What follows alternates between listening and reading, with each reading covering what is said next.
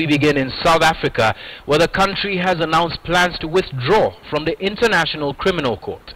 The plan is part of resolutions reached by the National General Council of the ruling party, the African National Congress. The move comes amid criticism over South Africa's move to allow Sudan's President Omar al-Bashir, who is wanted by the ICC, to leave the country in June this year. It was the 25th African Union Summit in Johannesburg, South Africa in June this year that put South Africa at loggerheads with the international community.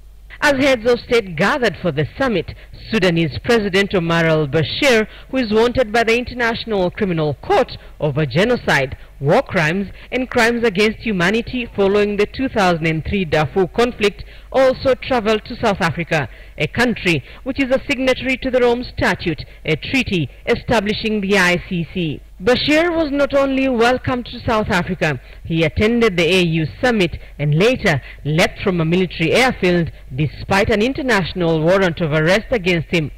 South Africa has since been on the spot for allowing Bashir to leave the country. Only last week, South Africa asked the ICC for more time to explain why it allowed Bashir to evade an arrest warrant. The move followed the lapse of an ICC deadline to the South African government to explain why, as an ICC member, it breached its obligation to cooperate with a request from the court to arrest Bashir. But now, South Africa wants more than just time. An African National Congress Party meeting has resolved to push for the country's withdrawal from the ICC. The ruling party's International Relations Committee head, Obed Bapela, who is also a deputy minister in the office of the president, said the NGC has resolved that South Africa should withdraw from the International Court. However, only after certain processes are followed.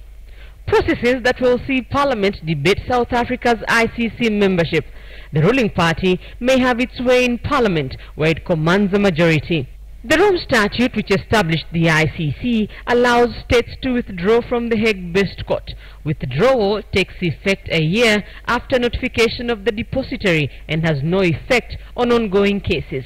Of the 123 countries that have ratified the Rome Statute, no state has withdrawn from the ICC, and South Africa would go into ICC history books if it makes good its threat to withdraw from the International Criminal Court.